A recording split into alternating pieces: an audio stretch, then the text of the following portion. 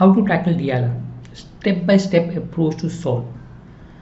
Right, so DILR, a lot of people find it tough, but if you follow proper steps, it may help you to make it easier in terms of solving these. So let's look at what is the step-by-step approach we are looking at. Go to the end. I'm sure it will help you. If you follow the step, you will be able to crack the set better. So we've been training students for more than 23 years, so fairly comfortable with the exam pattern and how to crack the exam.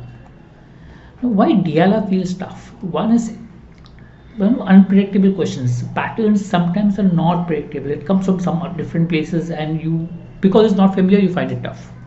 Normally what happens in DILR, there is some pattern involved, but because it's do some little changes, you get confused and you find it difficult.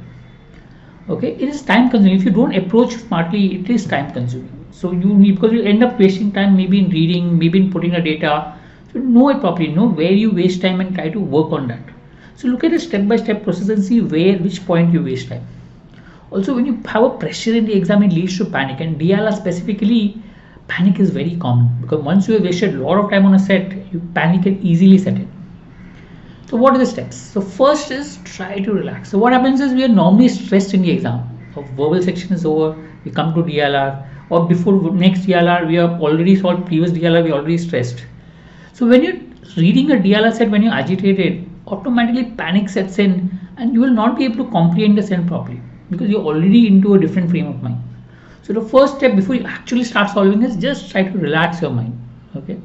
One way is maybe just closing your eyes and taking a deep breath just to relax. That could help. I mean, it hardly takes time, but relaxing your mind becomes important to be able to understand the set.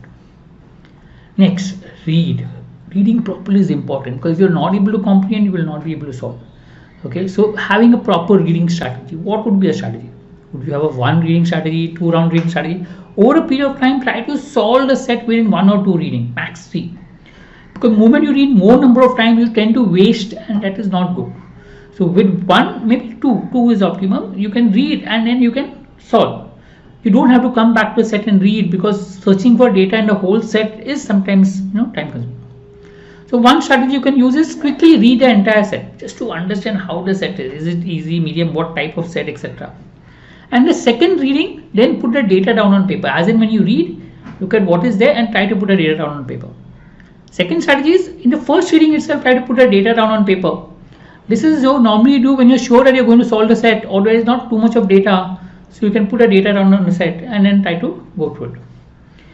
If you find the set tough, okay, leave it by marking medium or tough. By chance you want to come back to it later to solve it, you can just mark it medium, I'll come back to it later. Tough, I'll leave it because not solvable. Note down the data. Third step is now once you've read, maybe second reading, it's important to note down the data properly. So if you miss out on the data, you will get stuck and you waste your time in searching for data. So write all data which you feel is important for solving. You should know which data is important, which data is not important. Okay. This ensures that you do not have to go back. So when you're solving a set, you don't have to go back to a set because all data is in front of you. You can interpret the data what I put down on paper properly. Okay. Also remember, writing too much will waste your time. So don't write all data down.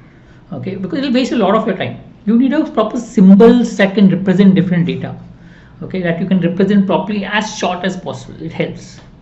Also, if you write too little, you may miss out on important data. Okay, which could lead to confusion. So ensure that you write. This becomes an important step because the moment you write down the data properly and you have all your data in place, it's easier to solve the set. Once you note down the data, then represent the data. Whatever format. I mean, some data requires table, some requires grid, some requires flowchart. In some cases, if you just write the data down properly, you should be able to solve. Visualization of putting properly the data helps you to understand the set properly. I mean, you put the data properly, visualize it. It becomes easier to understand and solve the set. Know where to start. Now, once you put the data down, where to start. Okay, that is important. Now, different sets have different kind of starts. So whenever you solve any new sets, always look out for where to start the set and write it down in a book. Knowing starters will help you, common starters will help you to know, where to start from. One common way of trying to start is to look out for a variable where the maximum data is given to you. That normally can become a starter, okay. Not always, but you should always try, okay. So if you know how to start, it will help you to save time, right. So knowing how to start helps you save a lot of time and also will help you to solve the set faster.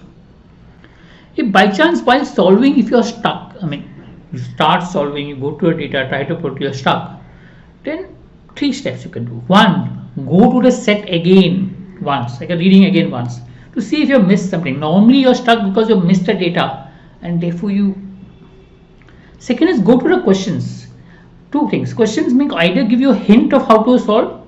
Normally it gives a hint in terms of what data you missed, or you may realize that you don't require to solve the whole set to solve the exam. You can directly solve the answer without solving the whole set. Either way.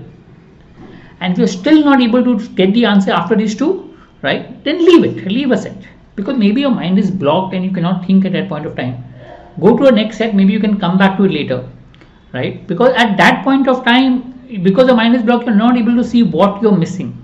So if you feel a set is easy, I mean, you can solve, then go to next set and come back to it and try to solve it again. Maybe you'll be able to think in a different perspective and get the answer. Possible, right? I hope this helps. Follow these steps. I'm sure this will help you with regards to cracking the DILR section or understanding how getting better score as far as DILR is concerned. Thank you.